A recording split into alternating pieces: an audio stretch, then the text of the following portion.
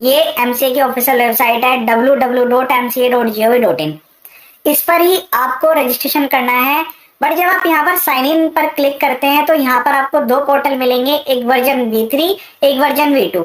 तो अब V2 portal से मोर और लेस सारे फॉर्म्स माइग्रेट हो गए हैं V3 पर।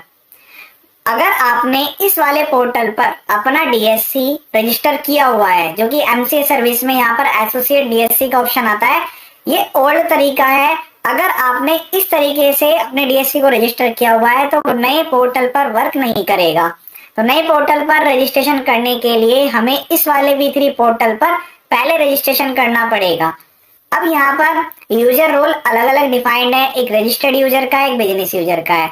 रजिस्टर्ड यूजर आप यूज करेंगे तो केवल लिमिटेड आपको individual activities as a company incorporation के लिए, कोई आपको नई कंपनी बनानी है, एलएलपी बनानी है, उसमें जितने भी सब्सक्राइबर्स हैं, जितने भी डायरेक्टर्स हैं, सबके आपको पैन नंबर से डिटेल एंटर करके नेक्स्ट पर प्रोसीड करके ईमेल आईडी, मोबाइल नंबर से एक आईडी क्रिएट करनी पड़ेगी।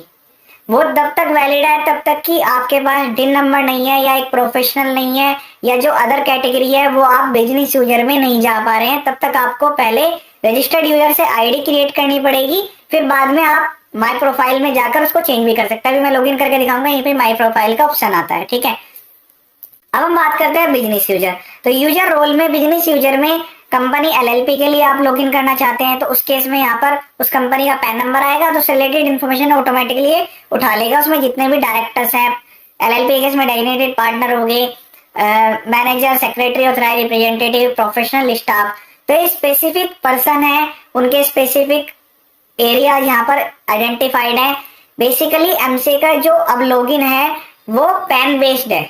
ठीक है, तो पहले पैन को वेरीफाई करेगा एमसीए पोर्टल, देन उसके बाद अगर आपका डिन नंबर है तो डिन नंबर को वेरीफाई करेगा। एक डायरेक्टर में डिन को वेरीफाई कर रहा है, प्रोफेशनल में प्रोफेशनल के जो नंबर होते हैं, यूनिक मेंबरशिप नंबर, उनको वेरीफाई करेगा। ठीक है, तो इस तरह से आपको यहाँ पर जो है सेलेक्ट करनी है कैटेगरी। तो ये इंपॉर्टेंट पार्ट है। फिर मैं यहाँ पर बात करूंगा अगर रजिस्टर यूजर की, तो पैन नंबर एंटर करना है। सेम प्रोसीजर बिजनेस यूजर में भी आता है, सेम प्रोसेस रजिस्टर्ड यूजर में भी आएगा। जो आपकी ईमेल आईडी है वही आपका यूजर आईडी रहेगी।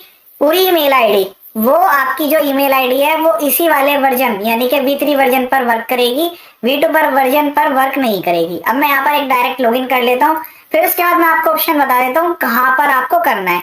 पहले जो ओल्ड तरीका था उसमें काफी लंबा प्रोसेस था, सब कुछ डिटेल्स एंटर करनी पड़ती थी, तब जाके हमारा डीएससी रजिस्टर हुआ करता था। यहाँ पर 2 सेकंड का काम है। मैं भी यहाँ पर एक ईमेल आईडी, मोबाइल नंबर से लॉगिन कर लेता हूँ।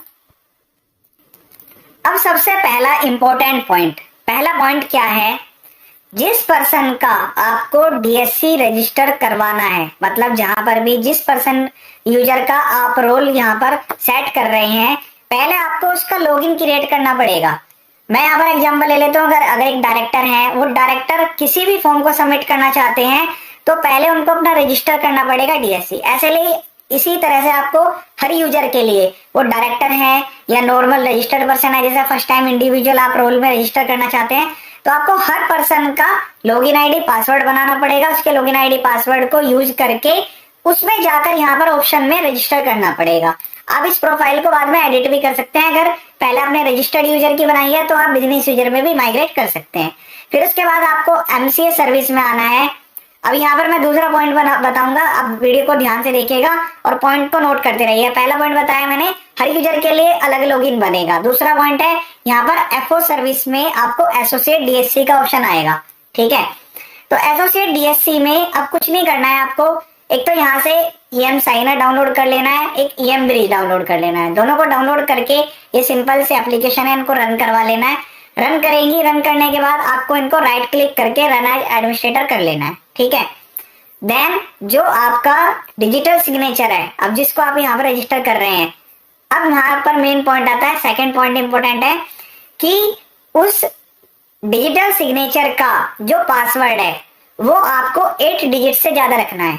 जैसे सपोज कीजिए नॉर्मल जो पासवर्ड्स होते हैं 1 2 3 4 5 6 7 8 है, या फिर 1 2 3 4 5 6 है, 1 2 3 4 5 6 7 8, या कोई नंबर होगा जैसे ABCD 1 2 3 4 इस टाइप से होगा।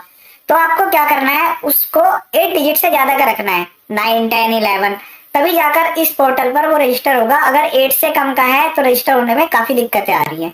फिर बस आपको यहाँ पर एसोसिएट बीएससी पर क्लिक करना है। यहाँ पर आपका टोकन नंबर आ जाएगा, सर्टिफिकेट की डिटेल्स आ जाएगी, पासवर्ड एंटर कर दीजिएगा, रजिस्टर पर क्लिक कीजिएगा। 2 सेकंड में आपका जो डिजिटल सिग्नेचर है वो रजिस्टर हो जाएगा। फिर उसके बाद आप कंपनी बनाइए, एलएलपी बनाइए या किसी भी कंपनी में फॉर्म को सर्टिफाई कीजिए, एलएलपी के किसी फॉर्म को सर्टिफाई कीजिए।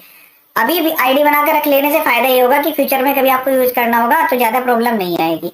डिजिटल सिग्नेचर जनरली 2 साल तक 3 साल तक वैलिड होते हैं, फिर 2-3 साल बाद आप उसको रिपीट यही प्रोसेस करेंगे। ठीक है, यहाँ पर टोकन दिखाई देगा, क्योंकि कॉन्फिडेंशियलिटी की वजह से मैं यहाँ पर आपको टोकन या सर्टिफिकेट की डिटेल्स नहीं दिखा रहा हूँ।